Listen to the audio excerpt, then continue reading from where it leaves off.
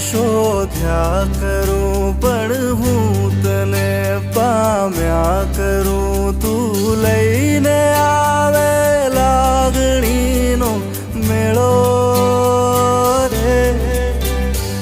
સાથ તું લાંબી મજલનો સાર તું મારી ગઝલનો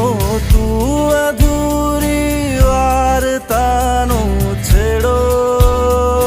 રે